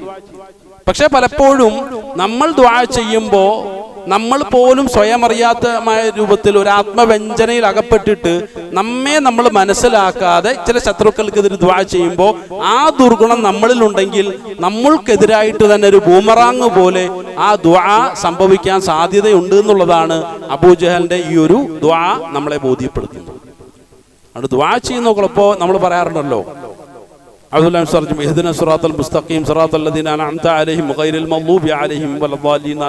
ചെയ്യാറുണ്ട് എല്ലാ ഫാത്തിഹയിലും. അതൊരു ദുആയാണ്. അതുകൊണ്ട് തന്നെ ഈ സൂറത്തിന് സൂറത്ത് ദുആ എന്നുള്ള ഒരു പേരുണ്ട്. എന്താണ് ദുആ? പടച്ചവനെ ശരിയായ ഇസ്തിഖാമത്തുള്ളവരുടെ വഴിയിലേക്ക് ഈമാൻ കൊണ്ടും ഇഖ്ലാസ് കൊണ്ടും തഖ്വ കൊണ്ടും അങ്ങനെ എന്തൊക്കെ നല്ല ഗുണങ്ങളുണ്ടോ ആ ഗുണങ്ങളൊക്കെ ഒരുമിച്ച് കൂടുന്നതിലുള്ള ഇസ്തിഖാമത്ത്, ഒരു നിലനിൽപ്പ് നൽകുന്ന ആളുകളുടെ കൂട്ടത്തിൽ ഞങ്ങളെ നീ നയിക്കണമേ. നീ നിഅമത്ത് ചെയ്ത ആളുകളുടെ കൂട്ടത്തിൽ, നിന്റെ നിഅമത്ത് ഏറ്റെടുക്കാൻ അർഹരായ യോഗ്യരായ ആളുകളുടെ കൂട്ടത്തിൽ ഞങ്ങളെ നീ ഉൾപ്പെടുത്തണമേ. ഒരിക്കലും മഗ്ലൂബീങ്ങളുടെ കൂട്ടത്തിൽ, കോപിക്കപ്പെട്ടവരുടെയും വാല്യങ്ങളുടെയും കൂട്ടത്തിൽ ഞങ്ങളെ ഉൾപ്പെടുത്തല്ലേ എന്ന് പറയുമ്പോൾ എൻ്റെ ജീവിതത്തിൽ അള്ളാഹുവിന് കോപമുണ്ടാകുന്ന രൂപത്തിലുള്ള പ്രവർത്തികൾ ഞാൻ ചെയ്യുന്നുവെങ്കിൽ ഞാൻ ആരിൽപ്പെട്ടു? മഗ്ലൂബീങ്ങളുടെ കൂട്ടത്തിൽപ്പെട്ടു. പടച്ചവൻ കാക്കുമാറാകട്ടെ. എൻ്റെ ജീവിതത്തിൽ വലാലത്തിന്റെ ശൈലികളുണ്ട്. ഇപ്പൊ ഖുർആനൊന്നും അംഗീകരിക്കാൻ തയ്യാറല്ലാത്ത ഒരു മാനസികാവസ്ഥ. ഇപ്പം ആരെങ്കിലും ഞാനൊരു തെറ്റ് ചെയ്യുമ്പോൾ ഖുർആനികമായ രൂപത്തിൽ എന്നെ ഉപദേശിക്കാൻ വരുമ്പോൾ അങ്ങേയറ്റം ദേഷ്യത്തോടു കൂടി അദ്ദേഹത്തെ ഞാൻ എതിർക്കുന്നുവെങ്കിൽ ഞാൻ എന്താണ്? വലാലത്തിന്റെ വഴി സ്വീകരിച്ച ഒരു വാലാണ്. അപ്പൊ ഞാൻ ഏതിൽ പെട്ടു എന്നുള്ളതാണ്. ഞാൻ പോലും സ്വയം അറിയാതെ എനിക്കെതിരെ ദുആ ചെയ്യുന്ന ഒരവസ്ഥയായി മാറും എന്നുള്ളതാണ് ഈ ഒരു അബൂജഹലിന്റെ ദുആ വസ്തുനിഷ്ഠമായ രൂപത്തിൽ വിശുദ്ധ ഖുർആന്റെ ആശയത്തെ നമുക്ക് വ്യക്തമാക്കി തരുന്ന വലിയൊരു പാഠം. എന്തായിരുന്നാലും ചരിത്രം വിശാലമാണ്, എല്ലാവരും നന്നായിട്ട് പഠിക്കേണ്ട ഒരു വിഷയമാണ്. കേവലം നമ്മൾ ഈ പരമ്പരാഗതമായ രൂപത്തിൽ ചർച്ച ചെയ്ത് പോകുന്ന ഒരു ശൈലിയിലല്ല, വിശുദ്ധ ഖുർആനെ മുൻനിർത്തിക്കൊണ്ട്. അപ്പൊ എന്തായിരുന്നാലും എന്ത് ചെയ്തു? ഈ സമയത്ത് ബനു കിനാന ഗോത്ര, അപ്പൊ ആ സമയത്ത് എന്താണ്? അബൂ സുഫിയാൻ രക്ഷപ്പെട്ടിട്ടുണ്ട്. ഇനിയിപ്പോ അബൂ സുഫിയാനെ ഒന്നും മുസ്ലിമീങ്ങൾ പിടിക്കാൻ പോകുന്നില്ല, എല്ലാവരും സുരക്ഷിതരാണ്. ഇനിയിപ്പോ ഒരു യുദ്ധത്തിന്റെ ആവശ്യമൊന്നുമില്ല. ഇനി നമ്മൾ യുദ്ധം ചെയ്യാൻ തന്നെ പോയാൽ ആർക്കെതിരായി യുദ്ധം ചെയ്യേണ്ടത്? നമ്മുടെ കുടുംബക്കാർക്കും നമ്മുടെ ഗോത്രക്കാർക്കും എതിരിലാണ്. അതുകൊണ്ട് യുദ്ധം വേണ്ട എന്നുള്ള രൂപത്തിലുള്ള ചില അഭിപ്രായങ്ങളുമായി ഷൈബയെ പോലുള്ള ആളുകളൊക്കെ രംഗത്ത് വന്നപ്പോൾ അബൂജഹലിന് യുദ്ധം ചെയ്തേ പറ്റൂ. അബൂജഹലിന് യുദ്ധക്കൊതിയാണ്, അഹങ്കാരമാണ്. കാരണം അബൂ ജഹലിന്റെ നേതൃത്വത്തിൽ അല്ലെങ്കിൽ അവരുടെ നേതാക്കന്മാരുടെ നേതൃത്വത്തിൽ രൂപീകരിച്ച സൈന്യം കണ്ടപ്പോ അബൂജഹൽ നിക്കക്കളിയില്ലാതായി പോയി. ഒന്ന് ആലോചിച്ച് നോക്കുക, 2 കുതിരപ്പടയാളിയാണ് എവിടെ ഉള്ളത്? മുസ്ലിമുകളുടെ ഭാഗത്തുള്ളത്. മക്കാര് ഒരുമിച്ച് കൂട്ടിയപ്പോ എത്ര കുതിരപ്പടയാളികളായി? 200 കുതിരപ്പടയാളി. ഒന്ന് ആലോചിച്ച് നോക്കാം. നമ്മള് 200 നമ്മെ ഏറ്റുമുട്ടുന്ന അവസ്ഥ ഒന്ന് ആലോചിച്ച് നോക്കാം. എല്ലാം കൂടെ കൂടിയാൽ 300-ൽ ഒരു 350-ൽ കൂടുതൽ ആളുകളില്ല. എല്ലാം കൂട്ടിയാൽ മുസ്ലിമീങ്ങൾക്കിടയിൽ. പക്ഷേ അംഗീകരിച്ച് സർവായുധ വിഭൂഷിതരായിട്ട് മുസ്ലിമീങ്ങൾക്കിടയിൽ 600 സൈനികരാണുള്ളത്. സൈനികരായിട്ട് മാത്രം. ഒട്ടകം 70 മുസ്ലിമീങ്ങളുടെ കയ്യിലുള്ളതെങ്കിൽ ശത്രുക്കളുടെ കയ്യിലോ 700 ഒട്ടകങ്ങളാണ്. സുബ്ഹാനല്ലാഹ്. നോക്കുക, ഭൗതികമായി നമ്മൾ നോക്കിക്കഴിഞ്ഞാൽ എല്ലാം കൊണ്ടും എന്ത് ചെയ്തു? മുസ്ലിമീങ്ങൾ തീർന്നു എന്ന് പറയേണ്ടി വരും. മുസ്ലിമീങ്ങൾ തീർന്നു. പലപ്പോഴും നമ്മൾ പശ്ചിമേഷ്യയിൽ നടക്കുന്ന ആക്രമണങ്ങളെ കുറിച്ചൊക്കെ പറയുമ്പോൾ നമ്മൾ പറയും, ഇറാന്റെ കൈവശം അത്യുഗ്ര ശേഷിയുള്ള ആയുധങ്ങളൊക്കെ ഉണ്ട്. അപ്പൊ നമ്മുടെ പ്രതീക്ഷ എവിടെയാ? അള്ളാഹുലല്ല, ആയുധങ്ങളിലാണ്. അബൂജഹലിനെ പോലെ ചിന്തിക്കുകയാണ് അല്ലെ? അത്യുഗ്ര ശേഷിയുള്ള ആയുധങ്ങളൊക്കെ, അതുകൊണ്ടൊന്നും പേടിക്കാനില്ല, ഇസ്രായേൽ തീർന്നു എന്നാ പറയാ. അബൂജഹൽ ചിന്തിച്ച പോലെയാണ്. പക്ഷെ അതേ സമയത്ത് മുസ്ലിം സമുദായത്തോട് അല്ലാഹു സുബ്ഹാനഹു വ തആല അടിക്കടി ബോധിപ്പിക്കുന്ന വിശുദ്ധ ഖുർആന്റെ ഒരു നിർദ്ദേശം, ഒരു കൽപ്പന, ഒരു ചർച്ചയുണ്ട്. നിങ്ങൾ ഭൗതികമായ വസ്തുവകകളിൽ നിങ്ങൾ ആവേശം കൊള്ളാൻ പാടില്ല. നിങ്ങളുടെ ഉള്ളിലുള്ള ഈമാൻ, അതാണ് നിങ്ങൾ ശ്രദ്ധിക്കേണ്ടതെന്നുള്ള വലിയ ഒരു പാഠമാണ് വിശുദ്ധ ഖുർആൻ അടിക്കടി നമുക്ക് നൽകിക്കൊണ്ടിരിക്കുന്നത്. പക്ഷെ വിശുദ്ധ ഖുർആൻ ആർക്ക് വേണം? എല്ലാവരും സോഷ്യൽ മീഡിയയിലാണല്ലോ. സോഷ്യൽ മീഡിയയിൽ ഓരോരോ ആളുകൾ അവരുടെ ചാനലിന്റെ റേറ്റിങ്ങിന് വേണ്ടിയിട്ട് ഇടയ്ക്കിടയ്ക്ക് ഓരോ ഗീർവാണം വിടും. എന്തിനാണെന്നറിയോ? അവർക്ക് നന്നായിട്ടറിയാം ഇത് കേട്ടുകൊണ്ടിരിക്കുന്ന ആളുകൾ ആരാണ്. ഒരു ധാരണയും ഇല്ലാത്ത കുറെ ആളുകളാണ്. അപ്പൊ അവരെ ഇങ്ങനെ ചൂട് കയറ്റുന്നുണ്ട്. കാരണം എന്നാലേ കൂടുതൽ ഞങ്ങളുടെ ചാനലിൽ കേൾക്കുള്ളൂ. അപ്പൊ അതിനു വേണ്ടി ഇങ്ങനെ പൊട്ടിച്ചോണ്ടിരിക്കും. അപ്പൊ ഈ പൊട്ടിക്കൽ കേൾക്കാൻ വേണ്ടി എന്ത് ചെയ്യും? നമ്മൾ ഇങ്ങനെ അന്തന്മാരെ പോലെ, വിവരന്മാരെ പോലെ, മുഖന്മാരെ പോലെ അതിന്റെ മുന്നിൽ അതും കേട്ടിട്ട് ഇങ്ങനെ ചർച്ചയിൽ ഏർപ്പെടും. വിശുദ്ധ ഖുർആൻ ഒരു പ്രാവശ്യം കൈകൊണ്ട് തൊട്ടിട്ടുണ്ട്. അപ്പോൾ പശ്ചിമയിൽ പ്രശ്നം ആരംഭിച്ചു, അല്ലെ ഫലസ്തീനിൽ മുമ്പ് പ്രശ്നം ഉണ്ടായി, ഇസ്രായേൽ ആക്രമിച്ചു, അല്ലെ അതിന് എത്രയോ വർഷം മുമ്പ് ഇറാഖിനെ അമേരിക്ക ഇല്ലാതാക്കി കളഞ്ഞു. ഇങ്ങനെയുള്ള സംഭവങ്ങൾ നടക്കുമ്പോൾ നമ്മൾ സോഷ്യൽ മീഡിയ അല്ല എടുക്കേണ്ടത്. ഈ മുസ്ലിം സമുദായം അങ്ങേയറ്റം വിഡ്ഢികളായി പോകാനുള്ള പ്രധാനപ്പെട്ട കാരണം ഇതാണ്. കാരണം വാർത്താ മാധ്യമങ്ങളുടെ പിന്നിൽ അജണ്ടയുണ്ട്, കൃത്യമായ അജണ്ടകളുണ്ട്. ആ അജണ്ടകളിലൂടെ നമ്മളെ ഇല്ലാതാക്കാനുള്ള ശ്രമമാണ്, അല്ലെ നമ്മുടെ ധാരണകളെ മാറ്റിമറിക്കാനുള്ള പ്ലാനാണ്. എന്നാൽ വിശുദ്ധ ഖുർആൻ പറയുന്നത് എന്താണ്? പശ്ചിമേഷ്യയിൽ നിന്നും സംഭവിച്ചോട്ടെ, ഈ സംഭവിക്കുന്നതൊന്നും പുതിയ സംഭവങ്ങളല്ല. പുതിയ സംഭവങ്ങളാണ് നിങ്ങൾ തെറ്റിദ്ധരിക്കല്ലേ, ഇത് ആവർത്തനങ്ങളാണ്. പഴയകാല പ്രവാചകന്മാരുടെ കാലഘട്ടത്തിൽ എന്ത് സംഭവിച്ചോ അതിന്റെ ആവർത്തനങ്ങളാണ്. അതുകൊണ്ട് നിങ്ങൾ എന്ത് ചെയ്യുക? സമാനമായ സംഭവങ്ങൾ മാത്രമേ ഉള്ളൂ, അല്ല പുതിയ സംഭവങ്ങളൊന്നുമില്ല. അതുകൊണ്ട് നിങ്ങൾ എന്ത് ചെയ്യുക? ഖുർആൻ എടുക്കുക. ഒന്ന് പറഞ്ഞോട്ടെ, സൂറത്തുൽ ബഖറ എടുത്ത് നന്നായിട്ടൊന്ന് പഠിച്ചാൽ സമ്പൂർണമായും പശ്ചിമേഷ്യൻ പ്രശ്നം എന്താണ് എന്നും അതിന്റെ കാരണം എന്താണ് എന്നും അതിന്റെ പരിഹാരം എന്താണ് എന്നും കൃത്യമായ രൂപത്തിൽ പറയുന്നുണ്ട്. എത്ര ആളുകൾ ഖുർആനെ മുൻനിർത്തിക്കൊണ്ട് പശ്ചിമേഷ്യൻ പ്രശ്നങ്ങളെ മനസ്സിലാക്കാൻ ശ്രമിക്കുന്നുണ്ടെന്ന് ചോദിച്ചാൽ തീരെ ഇല്ല എന്ന് പറയുന്നതായിരിക്കും പലപ്പോഴും നന്നാവുക. കാരണം ശതമാന കണക്കെടുക്കുമ്പോൾ. ഇപ്പൊ എന്തായിരുന്നാലും എന്ത് ചെയ്തു?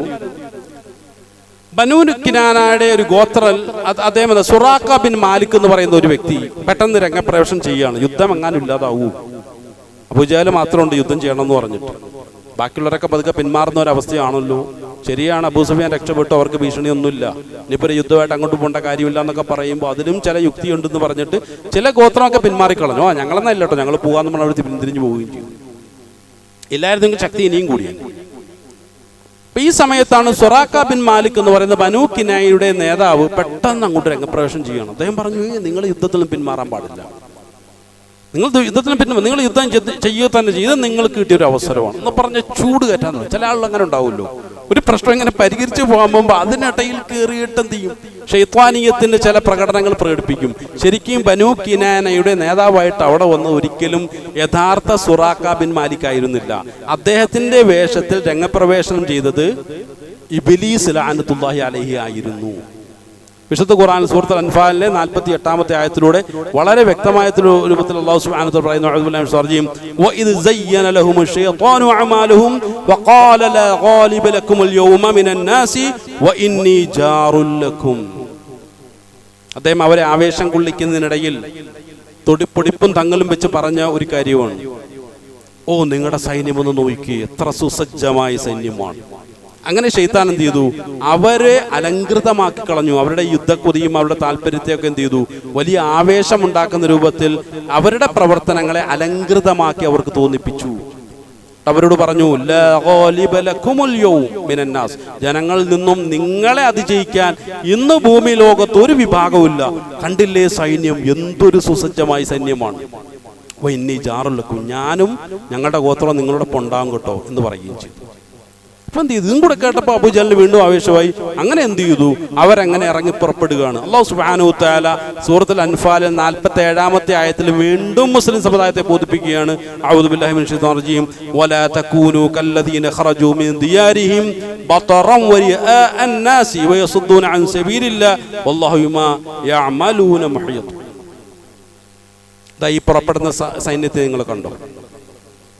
ശരിയാണ്, 600 സേനാനായകന്മാരുണ്ട്, ഭടന്മാരുണ്ട്, 200ഓളം കുതിര സൈന്യമുണ്ട്, 700ഓളം ഒട്ടകമുണ്ട്, എല്ലാം കൊണ്ടും സുസജ്ജമാണ്. ശരിയാണ്, ഭൗതികമായ രൂപത്തിൽ നമ്മൾ വിലയിരുത്തി കഴിഞ്ഞാൽ എല്ലാം കൊണ്ടും തികഞ്ഞൊരു വിഭാഗമാണ്. പക്ഷേ മുഅ്മിനീങ്ങളെ അല്ലാഹ് വിളിക്കുകയാണ്. ഇതൊന്നും കണ്ടൊരിക്കലും ചെയ്യാൻ പാടില്ല. ഈ ഒരു മാനസികാവസ്ഥയിലേക്ക് നിങ്ങൾ മാറാൻ പാടില്ല. അത് അപകടമാണ്. ഭൗതികത കണ്ടിട്ട് നിങ്ങൾ ഒരിക്കലും ആവേശം കൊള്ളാൻ പാടില്ല. ആരെ പോലെ അബൂജഹലും സൈന്യവും അങ്ങേയറ്റം അഹങ്കാരത്തോടുകൂടി ജനങ്ങളെ കാണിക്കുന്നതിന് വേണ്ടി വലിയ ആവേശത്തോടുകൂടി എന്ത് ചെയ്തു? അവരിങ്ങനെ അഹങ്കാരത്തോടുകൂടി അങ്ങേയറ്റം ഗർവോടുകൂടി അവരുടെ ഭവനങ്ങളിൽ നിന്നും ഇറങ്ങിപ്പുറപ്പെട്ടതുപോലെ നിങ്ങൾ ഒരാളും ഇറങ്ങിപ്പുറപ്പെടാൻ പാടില്ല എന്ന് മുസ്ലിം സമുദായത്തെ അള്ളാഹു ബോധിപ്പിക്കുകയാണ്. നമ്മൾ ആലോചിച്ച് നോക്കുക, പഴയകാല ചരിത്രമാണെങ്കിൽ പോലും ആവർത്തനങ്ങൾ ഇന്ന് നടക്കുന്നത് കൊണ്ട് മുസ്ലിം സമുദായത്തെ ഇന്നും അള്ളാഹു എന്താണ് ആ പഴയൊരു സംഭവത്തെ മുൻനിർത്തിക്കൊണ്ട് വീണ്ടും ബോധിപ്പിക്കുകയാണ്. ഈ സമയത്ത് പാവങ്ങളായ മുസ്ലിമീങ്ങൾ ഇതൊന്നും കണ്ടവർ ഭയന്നിട്ടില്ല. കാരണം അവരുടെ മുന്നിൽ എത്ര വലിയ സൈന്യം വന്നു നിന്നാലും അക്ബർ ആരാണെന്ന് ചോദിച്ചാൽ അവർ പറയും അല്ലാഹു അക്ബർ എന്നവർ പറയും. ഇതൊക്കെ ഭൗതികമായ വിഭവങ്ങളാണ്. ഇതെല്ലാം ഒഴിവാക്കിയിട്ടല്ല ഞങ്ങൾ മദീനയിലേക്ക് വന്നത്. ഞങ്ങൾ അള്ളാഹുവിന്റെ അടുക്കലേക്കാണ് ഞങ്ങൾ വന്നത്. ഞങ്ങൾ മറ്റുള്ള എല്ലാ ദുനിയാവിൽ നിന്നും ഒഴിഞ്ഞു മാറിയിട്ടാണ് അള്ളാഹുവിനെ ഞങ്ങൾ അക്ബറാക്കി അവന്റെ കൂടെ ഞങ്ങൾ കൂടിയത്. അവിടെ നിന്ന് മുസ്ലിം സൈന്യം ദുആ ചെയ്യുന്നു.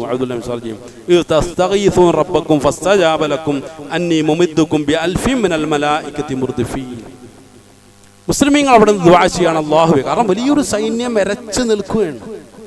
വലിയ ആവേശത്താൽ അവരിൽ നിന്നുള്ള ആവേശത്തിന്റെ ഗാനങ്ങൾ വരെ അവർക്ക് ഇവിടെ കേൾക്കാം. അത്രമാത്രം എന്ന് വെച്ചാൽ യാതൊരു ഭയവുമില്ല, യാതൊരു ആശങ്കകളുമില്ല. ഒന്ന് മുന്നോട്ടാഞ്ഞാൽ അതോടുകൂടി എല്ലാം നിഷ്ഭ്രമമാക്കാൻ കഴിയും വിധം അതിശക്തമായ ഭാവത്തോടു കൂടിയാണ്, അഹങ്കാരത്തോടു കൂടിയാണ്, അഹംഭാവത്തോടു കൂടിയാണ് മുസ്ലിങ്ങളുടെ ശൈലി നിലകൊള്ളുന്നത്. യാതൊരു ആശങ്കകളുമില്ല. പക്ഷേ മുസ്ലിം സൈന്യത്തെ സംബന്ധിച്ചിടത്തോളം അവരുടെ മുഖത്ത് ആശങ്കകളുണ്ടോ? ശത്രുക്കളിൽ നിന്ന് ചില നിരീക്ഷണങ്ങൾ നടത്തി അവരുടെ തന്നെ അഭിപ്രായങ്ങൾ പറയുന്നുണ്ട്. ഒരിക്കലും യാതൊരു ആശങ്കകളും ഇല്ലാതെ ഇവർക്ക് ഭ്രാന്താണോ? ഇവർക്കെന്താ ഭ്രാന്താണോ? കാരണം അതിന്റെ ഒരു വിഭാഗത്തെ പോലും അതിജീവിക്കാനുള്ള ശേഷിയില്ലാത്ത, അത് നോമ്പും പിടിച്ച് ആയുധങ്ങളും ഇല്ല, നോമ്പിലാണ്, ആയുധങ്ങളുമില്ല, 100 കിലോമീറ്ററോളം നടന്ന ക്ഷീണമുണ്ട്, പൊരിവെയിലത്താണ്, കുടിക്കാനുള്ള അല്ലെങ്കിൽ ഭക്ഷിക്കാനുള്ള ആഹാരമില്ല, ഒന്നുമില്ലാത്ത ഭൗതികമായി ഒന്നുമില്ലാത്ത ഒരവസ്ഥയിൽ നിലകൊള്ളുന്ന ഈ മുസ്ലിം സമുദായത്തിന്റെ മുഖത്ത് കളിയാടുന്ന ശാന്തത കണ്ടപ്പോ ശത്രുക്കൾ വിചാരിച്ചു ഇവർക്ക് മുഴുവൻ ഭ്രാന്താന്ന് വിചാരിച്ചു. അവരല്ലാഹുവിനോട് ദുആ ചെയ്തു. അങ്ങനെ ദ്വന്ദ്വ യുദ്ധം കഴിഞ്ഞു. ആദ്യമായി എന്ത് ചെയ്തു? ദ്വന്ദ്വ യുദ്ധത്തിന് വേണ്ടി ക്ഷണിക്കപ്പെട്ടു. വിശാലമായ ചരിത്രമാണ്. ദ്വന്ദ്വ യുദ്ധം കഴിഞ്ഞ ഉടനെ എന്ത് ചെയ്തു? സമ്പൂർണമായും മുസ്ലിം സമുദായത്തിൽ നിന്നും ഒരു വ്യക്തിക്ക് മാത്രം പരിക്കേൽക്കുകയും മറുവിഭാഗത്തിലുള്ള വ്യക്തിയെ കീഴ്പ്പെടുത്തി വധിച്ചതിന് ശേഷം ഒരു വ്യക്തിക്ക് പരിക്കേൽക്കൂ. സമ്പൂർണമായിട്ട് മുസ്ലിം ഭാഗത്ത് വിജയം. അത് വ്യക്തിപരമായ വിജയങ്ങളായിരിക്കും. സൈന്യങ്ങൾ ഏറ്റുമുട്ടട്ടെ എന്നുള്ള നിലയ്ക്ക് ഇവരിങ്ങനെ ആവേശം കൊണ്ട്, യുദ്ധത്തിന് വേണ്ടി ആവേശം കൊണ്ട് നിൽക്കുമ്പോൾ ആദരവായ ഷഫീഉനാ റസൂലുള്ളാഹി സ്വല്ലല്ലാഹു അലൈഹി വസല്ലം കൂടെ ഉണ്ടായിരുന്ന അബൂബക്കർ സിദ്ദീഖ് റളിയല്ലാഹു അൻഹുവിനോട് ഇടത് ഭാഗത്തേക്ക് ചൂണ്ടിയിട്ട് പറഞ്ഞു, യാ അബൂബക്കർ അബ്ശിർ യാ അബൂബക്കർ, അങ്ങോട്ടൊന്ന് നോക്കുവിനെന്ന് പറഞ്ഞു. അബൂബക്കർ നോക്കിയപ്പോൾ ഒന്നും കാണുന്നില്ല.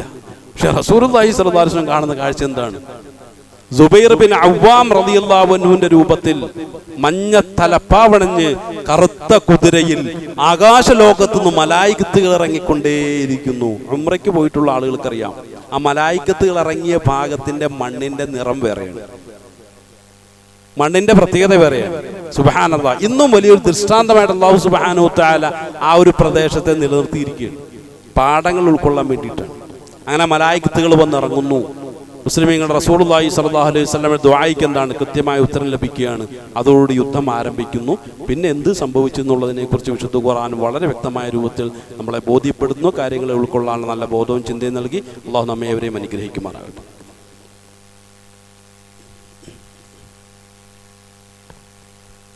അൽഹംദുലില്ലാഹി റബ്ബിൽ ആലമീൻ അസ്സലാത്തു വസ്സലാമു അലാ അഷ്റഫിൽ മുർസലീൻ വഅലാ ആലിഹി വസഹ്ബിഹി അജ്മഈൻ. അമ്മാ ബഅദ്. അള്ളാഹുവിൻ്റെ കൽപ്പനകളെ ശിരസാ വഹിച്ചുകൊണ്ട് ജീവിതത്തെ മുന്നോട്ട് നയിക്കണമെന്നും തഖ്വയിൽ കൊണ്ട് ജീവിതത്തെ ചിട്ടപ്പെടുത്തണമെന്നും രണ്ടാമത് ഒന്നുകൂടി ഉണർത്തുകയാണ്.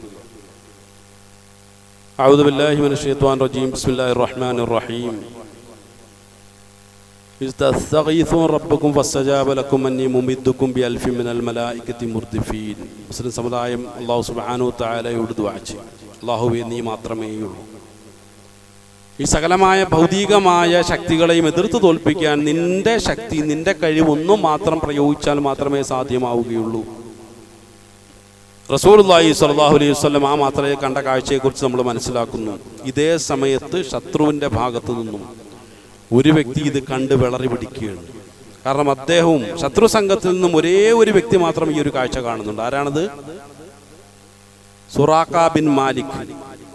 കിനാന ഗോത്രത്തിന്റെ തലവൻ എന്ന പേരിൽ രംഗപ്രവേശനം ചെയ്ത സുറാഖ ബിൻ മാലിക്, ഇബ്ലീസായ പിശാചായ ഇബ്ലീസ് ഈ ഒരു സന്ദർഭം കണ്ട മാത്രയിൽ പെട്ടെന്ന് എന്ത് ചെയ്തു? അദ്ദേഹം പതുക്കെ പിന്നോക്കം വലിയാൻ തുടങ്ങി. അദ്ദേഹം പറഞ്ഞ ഒരു കാര്യം, ഫലമ്മാ തറാഅത്തിൽ ഫിഅതാനി നഖസ അലാ അഖിബൈഹി വഖാല ഇന്നി ബരീഉ മിൻകും ഇന്നി അറാ മാ ലാ തറൗന ഇന്നി യഖാഫുല്ലാഹ് വല്ലാഹു ശദീദുൽ ഇഖാബ്. സൂറത്തുൽ അൻഫാലിലെ 48-ാം ആയത്ത് നമ്മളൊന്ന് പരിശോധിച്ച് നോക്കാം. ആദ്യം വാഗ്ദാനം കൊടുത്തു, നിങ്ങളോടൊപ്പം ഞാൻ ഉണ്ടാവുമെന്ന് പറഞ്ഞു. പക്ഷേ മലായിക്കത്തുകൾ വന്നിറങ്ങുന്ന കാഴ്ച കണ്ടപ്പോൾ ഇബ്ലീസ് ലഅനത്തുല്ലാഹി എന്ത് ചെയ്തു? പതുക്കെ അവരിൽ നിന്നും പിന്മാറാൻ തുടങ്ങി. നിങ്ങൾ കാണാത്ത ഒരു കാഴ്ച ഞാൻ കാണുന്നുണ്ട്, നിങ്ങൾ കാണാത്ത ഒരു കാഴ്ച ഞാൻ കാണുന്നുണ്ട്, അതുകൊണ്ട് ഞാനെന്ത് പിന്നോക്കം മാറട്ടെ എന്ന് പറഞ്ഞുകൊണ്ട് 1-2 ആളുകളെ തട്ടിയിട്ടുകൊണ്ട് ഒരങ്ങേറ്റം വെറുപ്പോടുകൂടി ചോദിച്ചു. യുദ്ധം കൊടുമ്പിരി കൊള്ളാൻ കൊണ്ടിരിക്കുന്ന ഈ ഒരു സമയത്ത് സുറാഖ, നിങ്ങൾക്ക് എന്ത് പറ്റി? ഒരുപാട് വിളറി പിടിച്ച പോലെ ഉണ്ടല്ലോ. ആരും അറിയാതെ എന്ത് ചെയ്തു? അദ്ദേഹം അതിൽ നിന്ന് നുഴഞ്ഞു പുറത്തിറങ്ങി അവിടുന്ന് രക്ഷപ്പെട്ടു എന്നാണ് ചരിത്രത്തിൽ നമുക്ക് കാണാൻ കഴിയും. സുറാഖയെ പിന്നെ ആരും കണ്ടിട്ടില്ല. അപ്പൊ ആരാണ് ഈ പങ്കെടുത്തത് എന്ന് പിന്നീട് അന്വേഷിച്ചപ്പോഴാണ് നമുക്കൊന്നും അറിയില്ലാത്ത അജ്ഞാതനായ ഒരു വ്യക്തിയാണെന്ന് മനസ്സിലാക്കുകയും, എന്നാൽ വിശുദ്ധ ഖുർആന്റെ ആയത്തിന്റെ അവതരണത്തിന് ശേഷം മനസ്സിലാക്കി അത് ഇബ്ലീസ് ലഅനത്തുല്ലാഹി തന്നെ ആയിരുന്നു എന്ന്. കാരണം അപകടത്തിൽ കൊണ്ട് ചെന്ന് ചാടിക്കുക, അപകടം നേരിട്ട് കാണുമ്പോൾ അതിൽ നിന്നും പെട്ടെന്ന് തന്നെ പിന്തിരിഞ്ഞിട്ട് നമ്മളെ അപകടങ്ങളിലേക്ക് തള്ളിയിടുന്ന പൈശാചികമായിട്ടുള്ള ഒരു മ്ലേച്ഛമായ വൃത്തിയെക്കുറിച്ചാണ് അല്ലാഹു സുബ്ഹാനഹു തആല ഖുർആന്റെ ആയത്തിലൂടെ വളരെ വ്യക്തമായ രൂപത്തിൽ നമ്മളെ പഠിപ്പിക്കുന്നത്. പ്രിയമുള്ളവരെ, കേവലം ഒരു ബദർ യുദ്ധമല്ല ഇത്. നമ്മളുടെ ജീവിതത്തിൽ നിരന്തരം ബദർ യുദ്ധം അരങ്ങേറിക്കൊണ്ടേയിരിക്കുകയാണ്. നമ്മളുടെ വ്യക്തി ജീവിതത്തിൽ, നമ്മുടെ സാമ്പത്തിക ജീവിതത്തിൽ, അങ്ങനെ എല്ലാ ജീവിതത്തിലും. ഇവിടെയൊക്കെ പിശാച് നമ്മളോട് വന്നിട്ട് വസ്തുവകകളൊക്കെ ഒരുപാടുണ്ടല്ലോ, ഇപ്പൊ തെറ്റിലേക്ക് നിങ്ങൾ പോകുവിൻ എന്ന് പറഞ്ഞുകൊണ്ട് നമ്മെ ആവേശം കൊള്ളിക്കുമ്പോൾ ആ പിശാചിന്റെ വാക്കും കേട്ട് ഭൗതികമായ വസ്തുവകകളെ മുൻനിർത്തിക്കൊണ്ട് ഒരു മുസ്ലിം മുന്നോട്ട് പോയി കഴിഞ്ഞാൽ ആ ഇബ്ലീസ് അവസാനം വലിയ അപകടങ്ങളിലേക്ക് അവരെ കൊണ്ടുചെന്ന് തള്ളിയിട്ടതിനു ശേഷം പിന്മാറിക്കളയുമെന്നുള്ള വലിയ പാഠമാണ് ബദർ നമുക്ക് പഠിപ്പിച്ചിരുന്ന വലിയൊരു പാഠമാണ്. ഇവിടെ പ്രധാനമായും ഒരേ ഒരു സന്ദേശം മാത്രമാണ്, അള്ളാഹു ആണോ അക്ബർ, നമ്മുടെ ഭൗതികമായ വിഭവങ്ങളാണോ അക്ബർ? ഇതിൽ നമ്മളൊരു തീരുമാനം എടുക്കുക എന്നുള്ളതാണ്. അള്ളാഹു തന്നെയാണ് അക്ബർ എന്ന് ഉറച്ച ഈമാൻ ഒരു വ്യക്തിയിലേക്ക് പ്രവേശിക്കുമ്പോഴാണ് ശക്തിയുക്തം അങ്ങനെ ഒരു വ്യക്തിക്ക് ലാ ഇലാഹ ഇല്ലല്ലാഹ്, അല്ലാഹ് അല്ലാതെ ഒരു ഇലാഹുമില്ല, ഒരു ഇടപെടലും എന്റെ ജീവിതത്തിലില്ല, എല്ലാം അല്ലാഹ് മാത്രമാണ്. കാരണം ബദറിന്റെ വേളയിൽ ഭൗതികമായി യാതൊരു സാധ്യത ഇല്ലാതിരുന്നിട്ട് കൂടി അള്ളാഹുവിനെ മാത്രം മുൻനിർത്തിക്കൊണ്ട് ലക്ഷ്യം വെച്ചുകൊണ്ട് അള്ളാഹുവിന്റെ സഹായത്തെ മാത്രം അർത്ഥിച്ചുകൊണ്ട് മുന്നിട്ടിറങ്ങിയ ആ ഒരു സഹാബത്തും റസൂലുള്ളാഹി സ്വല്ലല്ലാഹു അലൈഹി വസല്ലമയും വിഡ്ഢികളായിട്ടല്ല, മറിച്ച് ആ അജയ്യനായ ശക്തിയെ സ്വന്തം ജീവിതത്തിൽ മനസ്സുകൊണ്ട് വരിച്ചതിന്റെയും ഉൾക്കൊണ്ടതിന്റെയും വലിയൊരു പ്രകടനമാണ് അല്ലാഹു സുബ്ഹാനഹു വ തആലയുടെ ഭാഗത്ത് നിന്ന് വലിയൊരു സഹായമായ ബദറിൽ കാണാൻ സാധിച്ചത് എന്നുള്ള വലിയ പാഠം വിശുദ്ധ ഖുർആൻ നമുക്ക് പഠിപ്പിച്ചു തരുമ്പോൾ, പ്രിയമുള്ളവരെ, മുസ്ലിം സമുദായം പ്രത്യേകിച്ചും ഈ റമദാൻ മാസത്തിൽ, റമദാനിന്റെ ആ ഒരു ചൂടിലാണ്, എരിച്ചിലാണ് ഈ യുദ്ധം നടന്നത് എന്നുകൂടി നമ്മളൊന്ന് മനസ്സിലാക്കുക. ഏറ്റവും വലിയ സന്ദേശമൊന്നും അല്ലാഹ് മാത്രമാണ് അക്ബർ, മറ്റൊന്നും അക്ബർ അല്ല എന്നുള്ള യഥാർത്ഥ ആ ഒരു ഈമാനിലേക്ക്, തഖ്വയിലേക്ക് നമ്മൾ തിരിച്ചു മടങ്ങുവിൻ. അതിനുള്ള വലിയ തൗഫീക്ക് നൽകി അല്ലാഹു സുബ്ഹാനഹു വ തആല നമ്മെ ഏവരെയും അനുഗ്രഹിക്കുമാറാകട്ടെ. നമ്മളിൽ നിന്ന് വന്നുപോയിട്ടുള്ളവരും ചെറുതുമായ മുഴുവൻ പാവങ്ങളെയും അള്ളാഹുവിൻ്റെ മഹത്തായ ഫضل കൊണ്ട് വിട്ടുകൊടുത്ത് മാപ്പാക്കി തരുമാറാകട്ടെ. ലോകത്ത് കഷ്ടപ്പാടുകൾ, ദുരിതങ്ങൾ, പ്രയാസങ്ങൾ അനുഭവിക്കുന്ന എല്ലാ മുസ്ലിമീങ്ങളെയും എല്ലാവിധ പ്രയാസങ്ങളിൽ നിന്നും അള്ളാഹു കരകയറ്റി അനുഗ്രഹിക്കുമാറാകട്ടെ. പശ്ചിമേഷ്യൻ പ്രശ്നങ്ങൾ കിടന്ന് നട്ടല് അവിടെ കിടന്ന് പ്രയാസപ്പെടുന്ന മുഴുവൻ മുസ്ലിമീങ്ങളെയും അള്ളാഹു സുബ്ഹാനഹു വ തആല കാത്തു രക്ഷിച്ച് അനുഗ്രഹിക്കുമാറാകട്ടെ.